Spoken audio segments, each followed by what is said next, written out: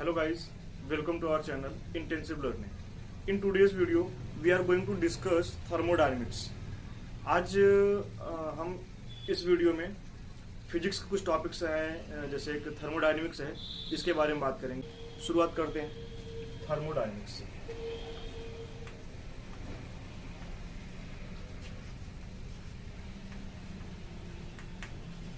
जैसे कि आप देख सकते हैं, जो थर्मोडायनेमिक्स है ये दो टर्म से मिलकर बना हुआ है। एक है हमारा थर्मो और दूसरा है हमारा डायनेमिक्स। अगर हम थर्मो को एक्सप्लेन करें, थर्मो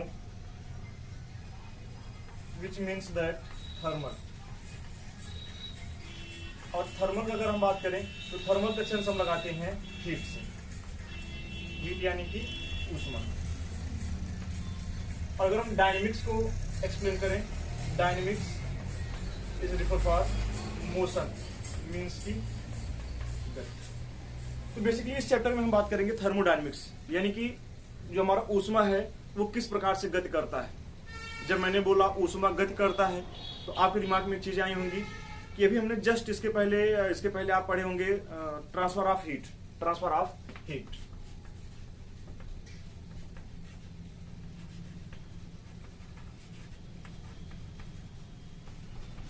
मतलब ऊष्मा का स्थानांतरण। ट्रांसफर ऑफ हीट में हमने देखा था कि ऊष्मा विभिन्न प्रकार के सब्सटेंस में से सॉलिड हो गया, लिक्विड हो गया, गैस हो गए, इन सब में किस प्रकार से ट्रेवल करता है। सॉलिड से सॉलिड बीच में कैसे जाता है, लिक्विड में कैसे मूव करता है, सॉलिड से लिक्विड कैसे मूव करता है, लिक्विड से गैस कैसे मूव करता है। वहां पे हमने देखा था, हमने स्पेसिफिक केवल हीट को, टेम्परेचर को कंसिडर करके चीजें समझी थी कि अगर हमारा सॉलिड है, दो सॉलिड्स हैं, दो सॉलिड के बीच में हीट का ट्रांसफर कैसे होगा। उसमें हमने एक टर्म पढ़ा था संवहन करके, हमने एक टर्म पढ़ा था विकिरण करके, हमने एक टर्म पढ़ा था चालन करके। तो इन तीन टर्म्स के बारे में हमने वहां पे डिस्कस किया था। बेसिकली अगर हम बात करें ट्रांसफर ऑफ हीट और थर्मोडायनेमिक्स, इन दोनों में क्या अंतर है। अभी हमने इसमें बोला कि जो हमारा ऊष्मा होगा उसकी गति इसमें होगी, इसमें हमने बोला ऊष्मा कैसे चल रही है। तो जब हम इसकी बात करते हैं तो इसमें हम केवल और केवल टेम्परेचर को मेजर करते हैं। लेकिन जब हम बात थर्मोडायनेमिक्स की करते हैं तो थर्मोडायनेमिक्स में हम किसी भी ऑब्जेक्ट की जितनी भी चीजें होती हैं, ठीक, जैसे उसका यांत्रिक स्थिति हो गया, उसकी रासायनिक ऊर्जा हो गई, ठीक, और आल्सो हम टेम्परेचर भी इंक्रीज करते हैं इसमें, टेम्परेचर भी इंक्लूड करते हैं, ठीक। तो जब हम इन तीनों चीजों को कंसिडर करके हीट के ट्रांसफर को पढ़ते हैं तो हमारा थर्मोडायनेमिक्स में आ जाता है। अगर हम केवल टेम्परेचर को कंसिडर करके पढ़ते हैं तो हमारा जाता है ट्रांसफर ऑफ हीट में।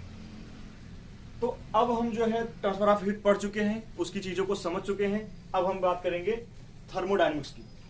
तो जो मेरे स्कूल के स्टूडेंट्स हैं वो लोग कॉपी पेन लेके बैठेंगे और इसका नोट्स बनाते हुए चलेंगे, ठीक, क्योंकि क्लास में आपकी नोट्स जो है वो चेक की जाएंगी। तो अब हम बात करते हैं अपने इस चैप्टर की, जो कि है थर्मोडायनेमिक्स। इसका जो हमारा फर्स्ट हेडिंग होगा, इस चैप्टर को पढ़ने से पहले हम कुछ इसकी बेसिक्स डिस्कस कर लेते हैं कि इसके बेसिक्स है क्या। तो आप लोग पहली हेडिंग डाल दीजिए, ऊष्मागतिकी निकाय।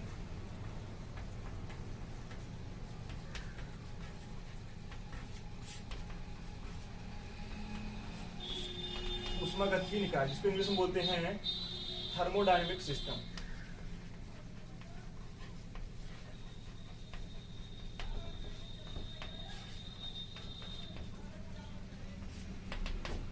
Thermodynamic system.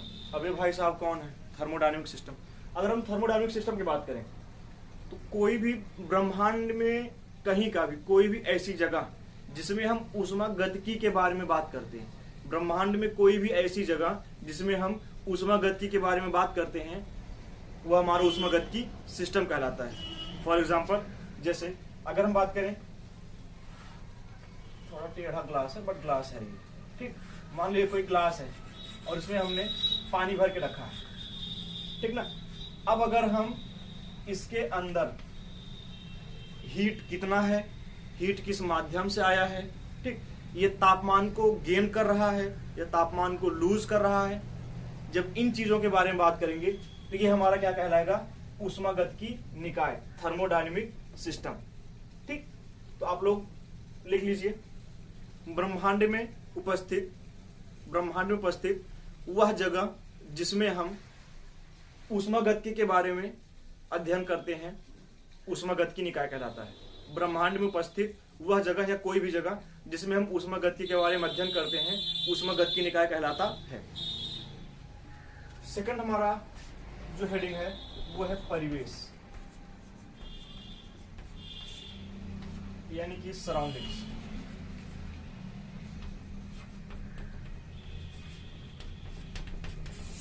सराउंडिंग्स क्या है? ऊष्मागतिकी के परिसीमा, ऊष्मागतिकी के परिसीमा। अगर हमारे ऊष्मागतिकी निकाय है, इसकी ये परिसीमा हुई यानी बाहरी सीमा हुई। ऊष्मागतिकी के परिसीमा से लगा वह स्थान, ऊष्मागतिकी के परिसीमा से लगा वह स्थान जिससे ऊष्मागतिकी निकाय ऊष्मा यानी ऊर्जा या द्रव्यमान को आदान प्रदान यानी उस ऊर्जा या द्रव्यमान का विनिमय करता है। फिर से सुन लो, ऊष्मागतिकी निकाय से सटा हुआ फिर लगा हुआ वह स्थान जिससे ऊष्मागतिकी निकाय ऊर्जा या द्रव्यमान का विनिमय करता है। विनिमय मतलब आदान प्रदान।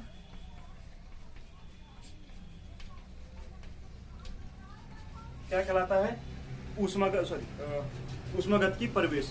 तो आप इसको लिख लो, ऊष्मागतिकी निकाय की बाह्य सीमा से लगा वह स्थान, ऊष्मागतिकी निकाय के बाह्य सीमा से लगा वह स्थान जिससे ऊष्मागतिकी निकाय ऊर्जा या द्रव्यमान का विनिमय करता है, ऊष्मागतिकी परिवेश फिर परिवेश कहलाता है।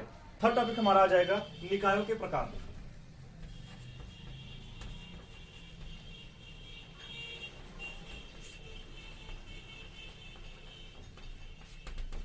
निकायों के प्रकार हमने देखा निकाय क्या है, अब हम देखेंगे निकाय कितने प्रकार के होते हैं। तो मेनली जो हमारे थर्मोडायनामिक जो हमारा सिस्टम है वो मेनली 3 प्रकार का होता है।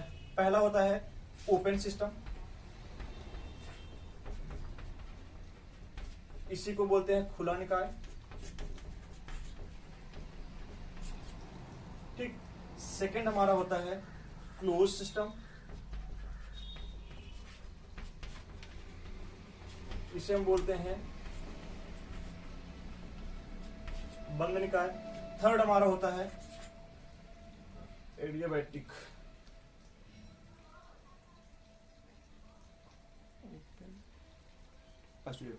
थर्ड हमारा होता है आइसोलेटेड सिस्टम, जिसको हम बोलते हैं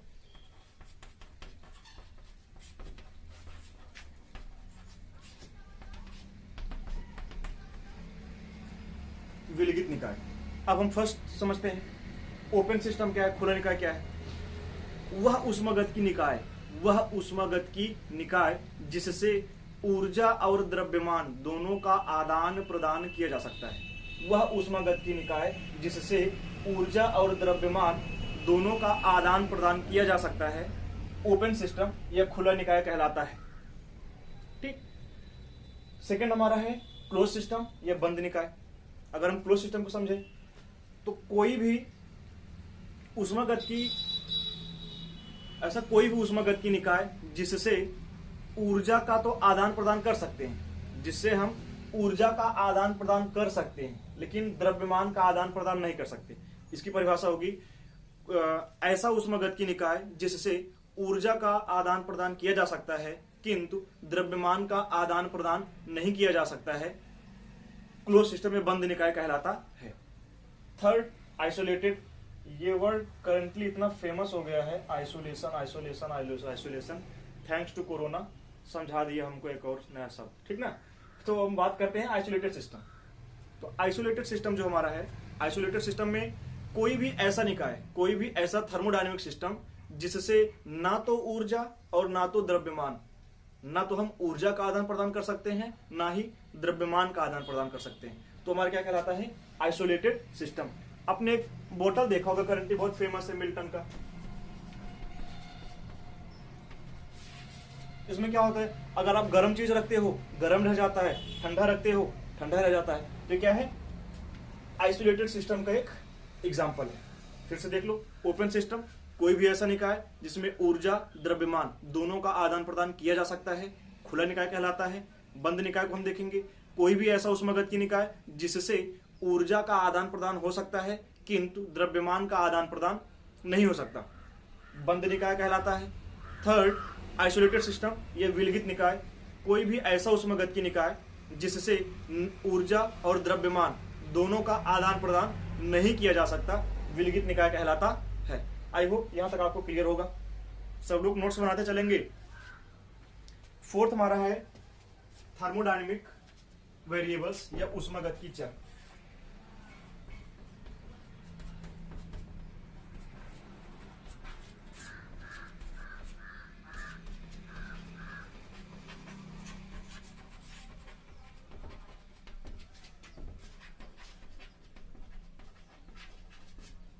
थर्मोडायनेमिक वेरिएबल है उष्मागतिकीय चर। अब ये क्या है, चर। तो अगर हम उष्मागतिकीय चर की बात करें, तो जब हम उष्मागतिकी को पढ़ना शुरू करेंगे तो हम मेनली 3 चीजों में डिस्कस कर रहे होंगे। हम जिन चीजों से खेलेंगे, जिन चीजों के साथ, वो मेनली 3 चीजें होंगी। पहला हमारा होगा बहुत प्यारा सा प्रेशर, ठीक। सेकंड हमारा होगा टेम्परेचर, ठीक। थर्ड हमारा होगा वॉल्यूम, आयतन, ठीक। तो मेनली हम P, T और V इन तीन चीजों के साथ खेल रहे होंगे। तो हमारे क्या कहलाते हैं, उष्मागतिकीय चर। मन करे लिख लो, वैसे बहुत ज्यादा खास है नहीं, क्योंकि जब आप आगे इसको पढ़ोगे तो उष्मागतिकीय चर से ऑटोमेटिक फेमस मतलब फैमिलियर हो ही जाओगे, ठीक ना। तो आप अगर चाहो तो इसको लिख लो, वैसे मत लिखो, जान दो क्या करोगे इतना पढ़ के। उष्मागतिकीय चर, प्रेशर, टेम्परेचर एंड वॉल्यूम, ये तीनों क्या कहलाते हैं, उष्मागतिकीय चर कहलाते हैं। जो हमने टॉपिक पढ़ेंगे वो हमारा होगा उष्मागतिकीय संतुलन।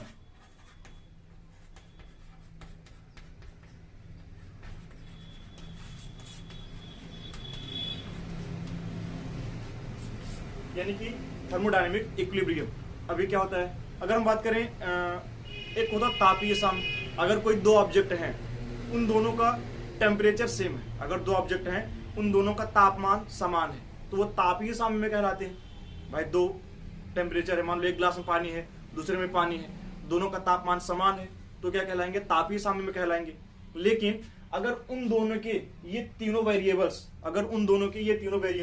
यानी उनका तापमान भी सेम हो, प्रेशर भी सेम हो और उनका वॉल्यूम भी सेम हो, अगर उनका टेम्परेचर, प्रेशर एंड वॉल्यूम ये तीनों सेम होंगे, तो क्या कहलाएंगे कि वो थर्मोडायनेमिक इक्विलिब्रियम में है, यानी कि वो उष्मागतिकीय संतुलन में है, ठीक।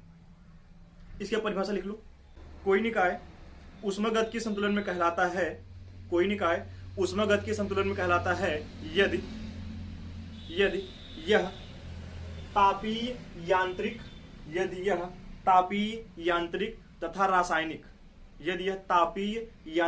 तथा रासायनिक संतुलन में हो। अब देखो, तापीय ये हो गया, रासायनिक ये हो गया, यांत्रिक ये हो गया, ठीक ना। यांत्रिक, तापीय, रासायनिक और यांत्रिक संतुलन में हो तो वह उष्मागतिकीय संतुलन में कहलाता है, ठीक। अब हम बात करेंगे उष्मागतिकीय प्रक्रम के बारे में। तो ये प्रोसेस कैसा कैसा हो रहा है उष्मागतिकी में। जैसे हमने ट्रांसफर ऑफ हीट में देखा था कि उष्मा का चालन तो हो रहा है, लेकिन चालन के प्रकार कितने हैं, उसमें हमने 3 चीजें देखी थी। वैसे हम इसमें देखेंगे कि थर्मोडायनेमिक में जो इसके वेरिएबल्स हैं वो मूव तो कर रहे हैं, उष्मागतिकीय प्रक्रम मूव तो कर रहे हैं, लेकिन वो किस प्रोसेस के द्वारा मूव कर रहे हैं वो हमें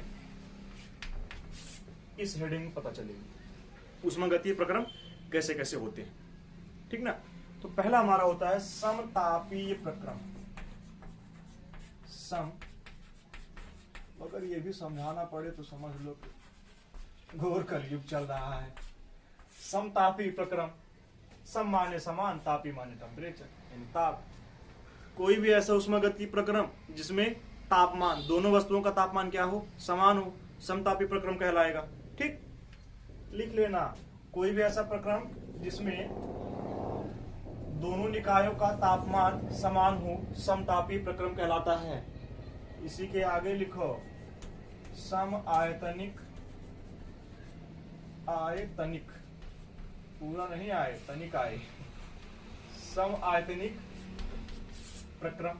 अब ये भी वही बात हुई, सम आयतनिक, कोई भी ऐसा ऊष्मागतिकीय प्रक्रम जिसमें दोनों ऊष्मागतिकीय निकाय का आयतन समान हो, समायतनिक प्रक्रम कहलाता है। ठीक ना।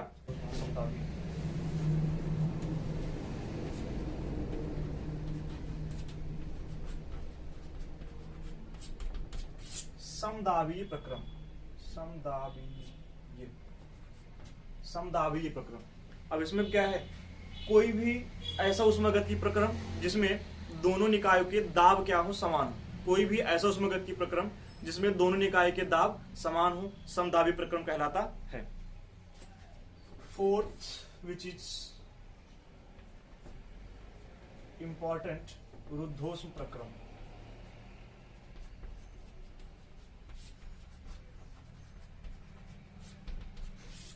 इसी को हम बोलते हैं एडियाबैटिक।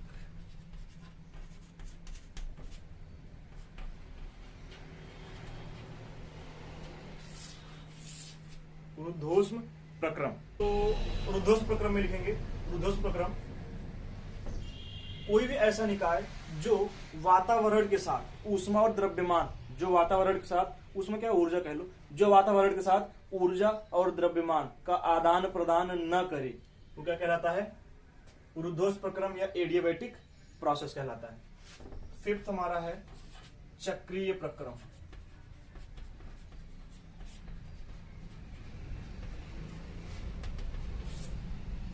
चक्रीय प्रक्रम, चक्रीय प्रक्रम को बोले कोई भी ऐसा प्रक्रम जिसे पुनः प्राप्त किया जा सकता है, कोई भी ऐसा ऊष्मागतिकीय प्रक्रम जिसको पुनः प्राप्त किया जा सकता है, चक्रीय प्रक्रम कहलाता है। ठीक, लिख लो, कोई भी ऐसा ऊष्मागतिकीय प्रक्रम जिसको पुनः प्राप्त किया जा सकता है, ऊष्मागतिकीय प्रक्रम चक्रीय प्रक्रम कहलाता है। ठीक ना। अब इसके बाद हम देखेंगे उत्क्रमणी और अनुत्क्रमणी प्रक्रम।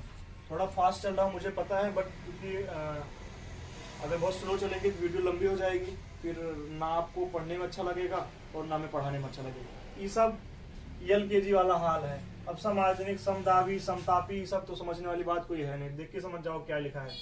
एडियाबैटिक थोड़ा समझना है, एडियाबैटिक को समझ लो। मिल्टन की बोतल वही दिमाग में याद रखो, मिल्टन का बोतल है, वो वातावरण से न ऊष्मा लेता है, न ऊष्मा देता है, न उसमें उसको कम होता है, न उसको ज्यादा होता है, तो हमारा हो गया एडियाबैटिक प्रोसेस। चक्रीय प्रक्रम क्या हो गया, अगर हम मान लीजिए कोई चीज है, पानी है मान लो, हमने उसको गर्म कर दिया, उसको थोड़ी देर छोड़ दें गर्म करके, फिर बाद में क्या होता है, ठंडा हो जाता है ना, तो चक्रीय प्रक्रम हो गया। सब आसान सी चीजें हैं, फटाफट समझ जाओगे। 6 है उत्क्रमणीय, क्रमणीय तथा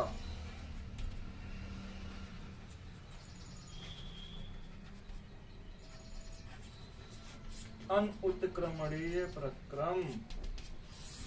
अब ये दोनों भाई साहब कौन है, उत्क्रमणीय प्रक्रम वही चक्रीय प्रक्रम वाला है जिस प्रक्रम को सामान्य ताप दाब कंडीशन में, सामान्य ताप दाब स्थितियों में पुनः प्राप्त किया जा सकता है, उत्क्रमणीय प्रक्रम कहलाता है।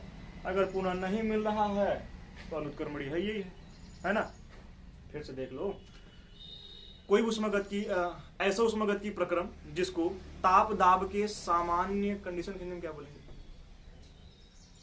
ताप दाब के सामान्य शर्तों में, कोई भी ऐसा ऊष्मागतिकीय प्रक्रम जिसको ताप दाब के सामान्य शर्तों में पुनः प्राप्त किया जा सकता है, उत्क्रमणीय प्रक्रम कहलाता है। और इसी का जस्ट उल्टा कर दो, अनुत्क्रमणीय प्रक्रम। आई होप आपको ये लगभग अप्रॉक्स 10 या 12 हेडिंग अच्छे समझ में आ गई होंगी। अगर इतना आ गया है तो अब हम देखते हैं ऊष्मागतिकी का शून्य कोटि का नियम। देखो, आप लोग के माइंड में होगा कि इसको शून्य कोटि का नियम क्यों कहते हैं, ठीक ना। देखो, ऊष्मागतिकी के 3 नियम है, ऊष्मागतिकी का प्रथम नियम और प्रथम नियम और द्वितीय नियम। तो जो शून्य कोटि का नियम है ना, ये सबसे लास्ट में आया है। अब फिर कहोगे गुरुजी मोदक खा लिए का, पहले बोल रहे हैं पहला नियम आया फिर दूसरा नियम आया, तो जब पहला नियम आया, दूसरा जो ऊष्मागतिकी के तृतीय नियम बोलना चाहिए था। सोने कोट का नियम क्यों बोल रहे हैं? क्योंकि ये जो नियम है ये ताप की व्याख्या करता है, इसी को तापीय नियम भी कहते हैं। अभी आप आगे लिखोगे समझ जाओगे। ऊष्मागतिकी का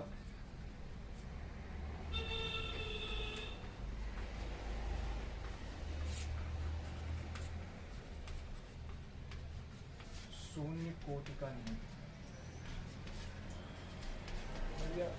थोड़ा सा उसमें जो लिख लो पहले, उसमें कहते हैं शून्य कोटि का नियम। यदि दो निकाय आपस में तापीय संतुलन में हो, यदि दो निकाय आपस में तापीय संतुलन में हो तो वे परस्पर तापीय संतुलन में होंगे। अब कहो गुरु जी कौन सी बात हुई? कह रहा है यदि दो निकाय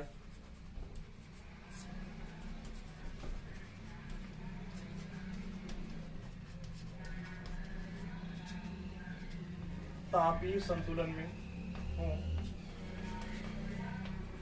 तो वे आपस में तापीय संतुलन में, टमाटर बेचा था नहीं जाने, तापीय संतुलन में होंगे। अब भाई दोनों बात सेम है, अगर तापीय संतुलन में है तो जाहिर सी बात है तापीय संतुलन में होंगे। लेकिन समस्या यहाँ निकाय वाली है। अगर दो निकाय आपस में तापीय संतुलन में है तो उन निकाय के अंदर जो ऑब्जेक्ट्स होंगे वो भी आपस में तापीय संतुलन में होंगे। जैसे अगर हम बात करें कि एक कप में चाय है, एक कप में पानी, अगर दोनों तापीय संतुलन में है, तापीय संतुलन का मतलब कि उन दोनों का जो तापमान है वो समान है। ठीक, अब अगर हम सिस्टम बात करें, एक कप है छोटू सा, एक कप है थोड़ा मोटू सा, ठीक ना, इसमें भी चाय है, इसमें P low Tata tea premium, पिएगा इंडिया जिएगा इंडिया। ये है पानी बचाओ दुनिया बचाओ, ये है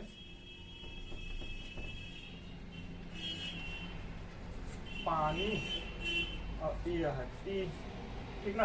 अब अगर ये दोनों तापीय संतुलन में होंगे मीन्स जो इसका टेम्परेचर होगा मान लेते हैं 35, इसका टेम्परेचर होगा सही है 35 डिग्री सेल्सियस, ठीक ना। ये दोनों दिखने में तापीय संतुलन में है। देखो यहाँ पे ये एक ऑब्जेक्ट अंदर दूसरा ऑब्जेक्ट, ये एक निकाय है, एक ऑब्जेक्ट अंदर दूसरा ऑब्जेक्ट, ये निकाय है, तो ये दोनों आपस में निकाय हुए। अगर ये तापीय संतुलन में है तो इसके अंदर का चाय और इसके अंदर का पानी ये भी आपस में तापीय संतुलन में होंगे। ई वाला गिलास जो भी होगा जिस भी चीज का होगा और ये वाला ग्लास जो भी होगा जिस भी चीज का होगा, ये दोनों आपस में तापीय संतुलन में होंगे। यानी अगर इस 35 में इसको मान लो 5 डिग्री सेल्सियस मिला है तो इसको 5 मिलेगा, ठीक ना। इसको 30 मिला है तो इसको भी 30 ही मिलेगा। एग्जाम्पल के लिए है, नहीं तो सत्यमान को बैठ जाओ, ठीक ना। तो जो ऊष्मागतिकी के शून्य कोटि नियम कहता है कि अगर दो निकाय आपस में तापीय संतुलन में है तो वे आपस में तापीय संतुलन में होंगे। आप यहां तक नोट्स बना लो, इसके आगे की चीजें हम जो है कल डिस्कस करेंगे। एक ही दिन में ज्यादा दे देंगे तो ओवरडोज हो जाएगा, फिर डाइजेस्ट नहीं हो पाएगा और कोई बात थोड़ी है, ठीक है।